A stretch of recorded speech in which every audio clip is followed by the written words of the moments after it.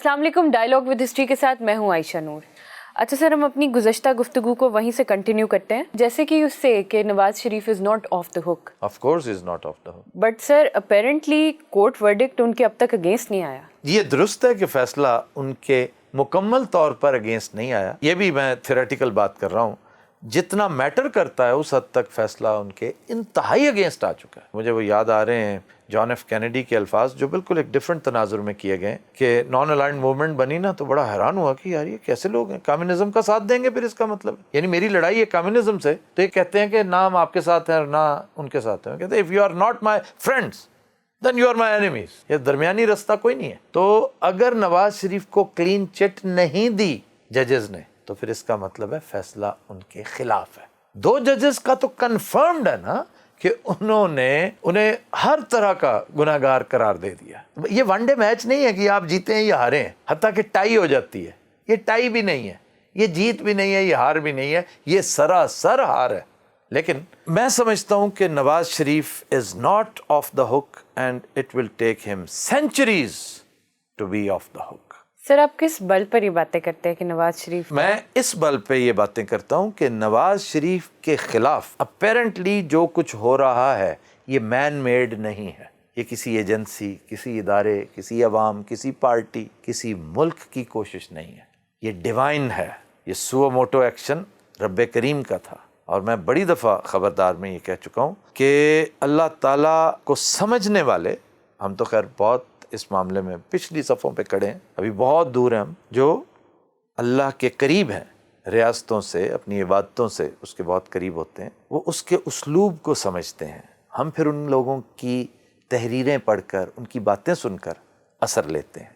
कुछ अपना मुशाहिदा भी थोड़ा सा होता है। वो कहते हैं कि अल्लाह का ये उसलूब है, उसका ये स्टाइल है कि वो किसी बड़े आदमी को आम तौर पर बड़े छोटे से मामले पे पकड़ लेता है। आप तारीख पढ़कर देखिए, बड़े बड़े मुजरम, बड़े बड़े सीरियल किलर्स, मैं हस्बे हाल और खबरनाक के दिनों से मिसालें देता आ रहा हूँ। उस खातून की मिसाल दी, टेड बंडी की मिसाल दी, ये सीरियल किलर्स हैं बड़े मशहूर। सर सीरियल किलर्स के अलावा हम अगर पॉलिटिकली देखें अपनी हिस्ट्री में, तो भुट्टो साहब को भी, भुट्टो साहब, शाबाश, I am so glad. Bhutto साहब की कितनी बड़ी मिसाल है। उनके ऊपर जो इल्ज़ाम था वो अबैटमेंट का था, मर्डर का नहीं था। इसी तरह ही नमरूद को एक मच्छर ने यानी एक मच्छर, वो इंडियन फिल्म का क्या डायलॉग है, चलो छोड़ो उस बात को।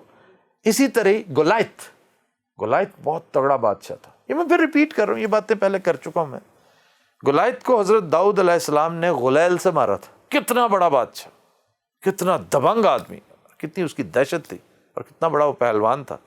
उसके यहाँ पे 2 आंखों के दरमियान स्लिंग के साथ मारा, फड़कता हुआ नीचे आया था। अबरहा का हाथी कितना बड़ा था, और उसके ऊपर अबाबील की इतना सा परिंदा, और उसकी इतनी सी कंकरी, और वो कंकरी जहाँ गिरती थी उसका नक्शा, वो सिनेरियो जब बयान किया है कुरान की लैंग्वेज ने, उसे ज़रा कंपेयर करें। हेल फायर मिसल जब लगता है ना ड्रोन के आगे छोड़ा हुआ, वो वही कुछ करता है। ये अल्लाह का स्टाइल है, उसका उसलूब है। वैसे तो उसने तूफ़ान भी भेजे हुए हैं, ज़लज़ले भी भेजे हुए हैं, ज़मीन को उठा के उल्टा के धड़ाम से वापस भी मारा हुआ है। बेनियाज है, वो बादशाह है, बादशाहों का बादशाह है, वो क्रिएटर है। ये सब उसकी तख्लीक है और हेच है उसके आगे, वो कुछ भी कर सकता है। ये पनामा वाला मामला इससे लगता है उसकी नफासत से कि आप बचना चाहें भी इंतहाई मामूली और फजूल करप्शन है, एक 3rd क्लास करप्शन। यानी आप अंदाजा करें, एक बंदा जो हीरे स्मगल करता रहा है 25 साल, लगातार हीरे स्मगल करता रहा, हीरे भी, सैफायर भी, रूबीज भी, एमरल्ड्स भी, और आलू, कद्दू और प्याज चोरी करने पे पकड़ा जाता है। ये बिल्कुल सुओ मोटो एक्शंस इसी तरह होते हैं अल्लाह के। वो जो औरत फ्लोरिडा में लातादाद कत्ल करने के बाद सैन फ्रांसिस्को में रेड लाइट जंप करते पकड़ी गई, 16 साल से लापता थी और छुप गई थी, उसने फिंगरप्रिंट्स से उन्होंने कहा ये तो वो होगी। ऐਵੇਂ नहीं ये बातें बनी कि उसकी लाठी बेआवाज है। बेआवाज लाठियां इसी तरह चलती हैं। इसे नविश्ता दीवार समझना चाहिए था मियाँ साहब को, उन्होंने नहीं समझा। उन्होंने कहा कि मेरे खिलाफ प्रोपेगेंडा कराया है एजेंसियों ने। बड़ी हद तक बात दुरुस्त भी होगी, लेकिन आप ये देखिए कि क्या मामूली सी छोटी सी चीज़, और उससे आप निकल नहीं पाए। कुछ लोग गए थे, सुना है जर्मनी गए थे, उस अखबार को एक अननोन सा बंदा, अनोनिमस सा बंदा, एक साया, वो कुछ पलंदा पकड़ा के भाग गया था, गायब हो गया था। کھول کے دیکھا تو اس میں بہت کچھ تھا. وہ ان کو خوار کرنے کے چکر میں سارے مزید خوار ہو گئے. لیکن اللہ تعالیٰ اسی طرح پردہ پوشیاں بھی کرتا ہے اور پردہ چاک بھی کرتا ہے. چنانچہ میرا یہ ایمان ہے کہ اس طرح کے معاملات، شکنجے میں بھٹو صاحب آئے تھے نا، تو میں تو اس وقت بہت اسٹوڈنٹ تھا، چھوٹا تھا. میرے اندر وہ ادراک، وہ فہم نہیں تھا کہ میں اس کو ریلیٹ کر سکتا. میں اگر اس دور میں ایسا ہوتا، اس عمر میں ہوتا، تو میں اس کو بھی ریلیٹ کرتے ہوئے کہتا کہ بھٹو صاحب یہ شکنجہ ضیاء الحق کا نہیں ہے. آنکھیں بند کر کے یقین کر لیں اس بات پہ، اور اب بھی وقت ہے تائب ہو جائے، بغاوت چھوڑ دیں.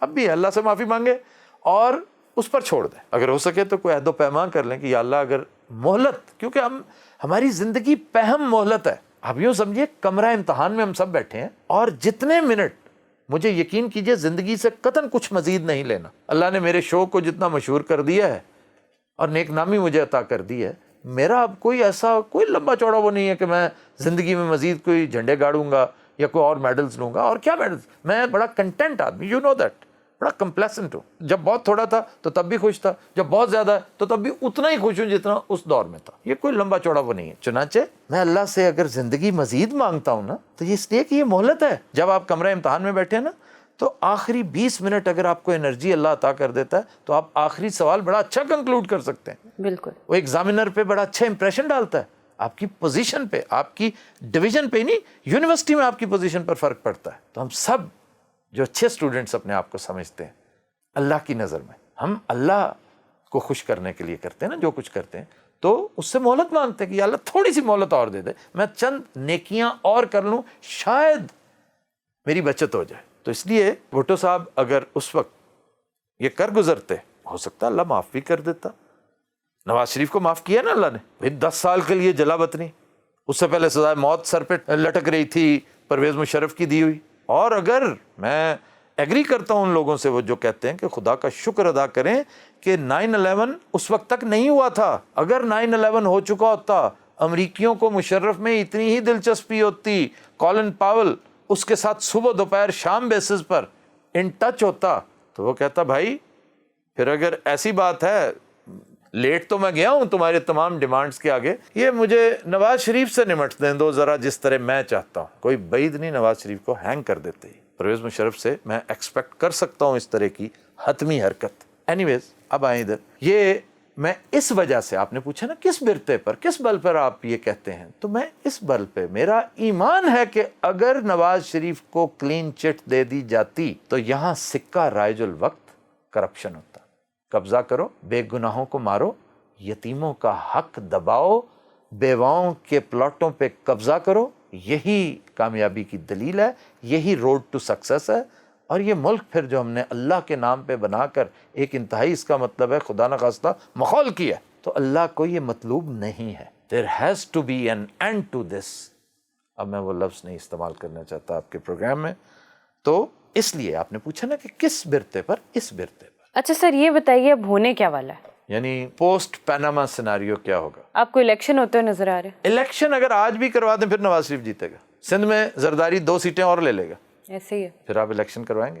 اگر آپ نے الیکشن کروانے ہیں، خدا کا واسطہ ہماری جان چھوڑو، یہ بہت اچھے حکمران ہیں، انہیں کرنے دو، جو اس کے بعد آئیں گے وہ ان سے بھی برے ہوں گے. اس لیے کہ الیکشن ایک ایسا آپریشن ہے جو ناپاک اوزاروں کے ساتھ، غلیظ میڈیسنز کے ساتھ، انتہائی لیتھل انستھیزیا کے ساتھ کیا جاتا ہے. This has to change. If this country, this nation has to live, survive, then this system has to change. انتخابی اصلاحات یہ بکواس کرتے ہیں کہ بڑی دیر چاہیے اس کے لیے، 1 ہفتہ چاہیے. لیکن سر وہ 100% کلین تو پھر بھی نہیں ہوگا. 100% وہ تو ڈیموکریٹس ریپبلکن میں بھی یہی سلسلہ ہوتا ہے. جو آپ بات کر رہے ہیں وہ تو خلافت راشدہ تھی، وہاں بھی مسائل تھے. خلافت راشدہ کے دوران وہ تو نبی پاک صلی اللہ علیہ وسلم کا اپنا دور تھا، ریاست مدینہ تھی جس میں سارا معاملہ. لیکن وہ ہم کب کہہ رہے ہیں کہ ویسا ہوگا؟ حضرت عمر بن عبدالعزیز جسے میں 5واں خلیفہ سمجھتا ہوں، وہ بہت لاجواب شخصیت تھے. ان کے دور میں بڑے بڑے مسائل تھے، بڑے بڑے صادق اور امین خلفاء کے دور میں مسائل رہے ہیں، حکمرانوں کے دور میں مسائل رہے ہیں. یہ کوئی بات نہیں کہ 100% کون مانگتا ہے. 2-3 باتیں موٹی موٹی اس کے اوپر عمل درآمد کرا دیں، صرف عمل درآمد اس پہ کروا دیں کہ الیکشن کا پروسیس آسان کر دیں. ایک بات. اس کو انتہائی سستا کر دیں. جس بندے پر الزام ہے کہ اس نے کرپشن سے پیسہ بنایا ہے 2 نمبری سے, اس کو الیکشن پروسیس سے نکال دیں. پہلے پروڈا کیا, ایبڈو کیا, آپ نے ایبڈو کو پڑھیے ذرا. جی سر جانتے. ایبڈو پروڈا شروڈا جیسی کوئی ایک بہتر قسم. پہلے ایبڈو کیا تھا ایوب خان نے اپنی مرضی کے بندوں کو لانے کے لیے. پروڈا بھی اسٹیبلشمنٹ نے اپنے لوگوں کو آگے لانے اور اپنے مخالفین کو پیچھے پھینکنے کے لیے کیا تھا. پرویز مشرف نے احتساب کا نام لے کر کیا کیا کہ وہی کاف لیگی, یعنی کرپشن کا معیار یہ ہے کہ کرپٹ اور نان کرپٹ کا, کہ آپ نے 20 ارب روپیہ کرپشن سے کمایا, 5 ارب نیب کو پلی بارگین میں دے دیں, 15 پھر بچائیں اور گھر چلے جائیں. یہ انالوجی میں اب ڈرا کروں گا کاف لیگ کے ساتھ, کہ اگر آپ نواز شریف کے ساتھ ہیں تو پھر آپ کرپٹ ہیں, اور اگر آپ کرپٹ ہیں اور کاف لیگ کے بینر تلے آ گئے تو پھر آپ پوتر اور پاک ہو گئے, کیونکہ آپ نے پرویز مشرف کے گنگا جل میں ڈبکی لگا لی. تو اس طرح کی بدنیتی نہ ہو, نیک نیتی کے ساتھ آپ ان سب کو نکال باہر کریں. این آر او کی باقیات ان کو اپ روٹ کریں. یہ کوئی مشکل کام نہیں, بہت آسانی سے ہو سکتا ہے. تھوڑی دیر کے لیے کہہ دیں ہاتھ جوڑ کے, بھائی اتنی دیر کھیل لیا نا, اب ذرا سائڈ پہ بیٹھو, اب ہمیں ذرا کھیل لینے دو. 100 بندے ہینڈ پیکڈ, نیک نیت, اور یہ کہنا کہ جی وہ کنٹینیو کیسے کریں گے, وہ 100 نے جب مر جانا ہے تو پھر 100 کہاں سے آئیں. انہوں نے اس ملک کو شاہراہ ترقی پر گامزن نہیں کرنا, شاہراہ ترقی کو پیو کرنا ہے, اس سڑک کو بنانا ہے جس پر اگلے لیڈرز آ کے اس قوم کو چلائیں گے. تو شاہراہ ترقی کو بنانے کے لیے جو پرانی کچی ٹوٹی ہوئی پھٹیچر سڑکیں ہیں ان کو ٹھیک کرنا ہے نا, ان کو ٹھیک کرنے میں بڑا ٹائم لگے گا. اور ٹھیک کرنے کے لیے ایک لفظ, just one word, accountability. Democracy minus accountability is 0 + 0 + 0. You know what is your problem? You have democracy, but no accountability. In Britain, in America, even in India, there is accountability. Lesser though, but your accountability is 0. Hence, your democracy is 0. یہ ایک بنیادی تبدیلی لائیے. سر apparently تو یہ ideal situation ہے, پر یہ کرے گا کون؟ کرے گا یعنی ٹھیک کون کرے گا؟ جس نے خراب کیا. سر یہ تو آپ ریڈلز بجوا رہے ہیں. تم بتاؤ نا, کس نے یہ بیڑا, اس بیڑی میں وٹے کس نے ڈالے؟ بھٹو نے, بے نظیر نے, زرداری نے, نواز شریف نے. انہیں کون لایا تھا؟ انہیں کون لاتا رہا ہے؟ ان کو آشیرواد کس کا ہوتا تھا؟ ایک کو نیچا دکھانے کے لیے دوسرے کو آشیرواد کون دیتا تھا؟ It was your establishment. آپ کا بیڑا غرق کرنے میں اسٹیبلشمنٹ کا اتنا ہی رول ہے جتنا کہ دیگر عوامل کا. چنانچہ بلکہ بڑا رول ہے, بڑا حصہ ہے اس کا, لائنس شیئر اس کا ہے, ہر چیز میں لائنس شیئر اس کا ہے, بربادی میں بھی لائنس شیئر اس کا ہے. اور اگر یہ حالات ٹھیک ہونے ہیں, کیونکہ اسٹیبلشمنٹ ہی آپ کے ملک کے 8-10 سٹیک ہولڈرز میں سے سب سے بڑا سٹیک ہولڈر ہے. یعنی اگر آپ کے ٹوٹل 10 سٹیک ہولڈرز ہیں نا, تو 9 سٹیک ہولڈرز ایک طرف ہیں, اسٹیبلشمنٹ ایک طرف ہے. اسٹیبلشمنٹ کا پھر بھی لائنس شیئر ہے, 80% شیئر پھر بھی اس ایک سٹیک ہولڈر کا ہے. یہ اسٹیبلشمنٹ ہے جو انٹروین کرے گی. آپ دیکھ لیجئے گا ملک جس طرح تیزی کے ساتھ انارکی کی طرف جا رہا ہے. What is anarchy? What is chaos? Chaos کی ایک بہترین مثال ہے کہ یور ٹریفک بیکمس اسٹیمپیڈ. آپ ایک طرف جا رہے ہیں نا ون وے, تو ون وے بریک کر کے دوسرے ادھر آ رہے ہیں. ہم نہ آپ ادھر جا سکتے ہیں نہ وہ ادھر آ سکتے. دس chaotic condition is already there. ملک نہیں چل رہا, ملک رینگ رہا ہے, حکمران نہیں جاگ رہا, حکمران اونگ رہا ہے. تو اس سے پہلے کہ یہ جو بلوے ہو رہے ہیں لیسکو کے خلاف, فیسکو کے خلاف, میسکو کے خلاف, یہ ایک اور روپ دھار لیں. ہیو ناٹس جو ہیں وہ ہیوز پر چڑھ دوڑیں. نواز شریف کا, بے نظیر کا, اسٹیبلشمنٹ کا, زرداری کا غصہ اپنے گرد و نواح میں سیٹھوں پر نکالنا شروع کر دیں. پرولیٹیریٹس اور تو وہی بورژوا اگینسٹ پرولیٹیریٹ, پرولیٹیریٹ چڑھ دوڑے بورژوا پہ, اور وہ فرینچ ریولوشن کی کیفیت ہو جائے, وہ بولشوک ریولوشن کی کیفیت ہو جائے. اس سے پہلے there has to be somebody who has to intervene, اور وہ اسٹیبلشمنٹ ہے. اسٹیبلشمنٹ کے پاس اور آپشن ہی کوئی نہیں رہنا انٹرونشن کا. تو سر مارشل لاء تو کوئی سلوشن نہیں. Martial law is not what I am seeing. Intervention does not mean martial law. Intervention for the wider interest of the nation, قوم کے وسیع تر مفاد کے لیے. مثلاً وہ کیا کر سکتے ہیں؟ مثلاً 25,000 آپشنز ہیں. آپ وہ چھوڑیں کہ وہ کیا کر سکتے ہیں, آپ یہ پوچھیں کہ وہ کیا نہیں کر سکتے. اگر کرنا چاہیں تو. بعض اوقات آپ نہیں بھی کچھ کرنا چاہتے, آپ کی مجبوری بن جاتی ہے کرنا. تو اس وقت اگر نواز شریف کی مجبوری بن گئی نا کہ وہ کیچ 22 پوزیشن میں ہے اس چھوٹے سے کیس کی وجہ سے, تو وہی مجبوری اس اسٹیبلشمنٹ کی ہے کہ وہ نہ چاہتے ہوئے بھی کیچ 22 پوزیشن میں ہے اور اسے کچھ نہ کچھ انٹرونشن ضرور کرنی پڑے گی. وہ کیسے کرے گی اسٹیبلشمنٹ؟ یا اس پہ چھوڑے نا, اس کے پاس بتھیرا ہوم ورک ہوتا ہے, اس کے پاس بڑے تھنک ٹینک ہیں, اس کو بڑے اچھے روڈ میپ دینے والے نقشہ نویس, وسیقہ نویس اس کے پاس بیٹھے ہوتے ہیں, بڑے اچھے اچھے ٹاؤن پلانرز اس کے پاس بیٹھے ہوتے ہیں. ہر وقت ڈی ایچ اے ہی نہیں بنانا چاہیے, اس ملک کو بھی تعمیر کرنا انہی کا کام ہے. اس ملک کو بچایا ہے نا, تو اسے راہ راست پہ بھی انہوں نے ڈالنا ہے, ورنہ یہ ڈی ایچ ایز نہیں رہیں گے, یہ ملک نہیں رہے گا. سبرامنیم سوامی کی گفتگو سنو, بی جے پی کی باتیں سنو, وہ کیا پلانز کر کے بیٹھے ہیں. وہ کہہ رہے ہیں ہم نے نیوکلیر بام نہیں مارنا بھی, تم پہ پاگل ہو کیا, ہم تمہیں پانی میں ڈبو دیں گے. کس میں ڈبو دیں گے؟ پانی میں. پانی میں. کیوں؟ سارا پانی ادھر سے آ رہا ہے. پانی چھوڑ دیں گے, بھاکھڑا ڈیم کھول دیں گے, ولر بیراج کھول دیں گے, کشن گنگا کھول دیں گے. کیا ہوگا؟ Hell will break loose. آپ کا چیرنگ کراس لاہور کا, وہاں پر موٹر بوٹ چل رہی ہوگی اور وہ سواری کا کام نہیں کر رہی ہوگی, ریسکیو کا کام کر رہی ہوگی. خدا نخواستہ خاکم بدہن ایسا ہو. اگین آئی ایم گلیڈ کہ آپ نے سوامی جی کی یہ بات سنی اور اس کو ہوا میں اڑا دیا, اس لیے کہ آپ کو اپنے آپ پہ اتنا یقین ہے. احمقانہ بات لگتی ہے کہ یار آپ پاکستان کو مخول سمجھ رہے ہیں. آپ جتنی دیر پاکستانیوں کو موٹر بوٹ کی سیر کرائیں گے, ہو سکتا ہے پاکستانی آپ کو کسی اور جگہ روانہ کر دیں. سچویشن ون ون ہونی چاہیے, لوز لوز نہیں ہونی چاہیے. تو مینو مار دے میں تینوں مار دیں, یہ کیا بکواس ہے بھائی. تو سوامی جی کی باتیں, ایون مودی جی کی باتیں, اڈوانی جی کی باتیں, حالانکہ پارٹی وہی ہے لیکن میں واجپئی کے ماننے والوں میں سے, میں ان سے بہت محبت کرتا ہوں, میں بہت عقیدت رکھتا ہوں ان کے لیے. وہ بندہ صحیح تھا, اس کی نظم پڑھنا کبھی موقع ملے. ہم جنگ نہ ہونے دیں گے. عزائم تو یہ ہیں آپ کے مخالفین کے, پلان تو یہ کر کے بیٹھے ہوئے ہیں کہ یہ بلوچستان, یہ سندھ, یہ فلاں.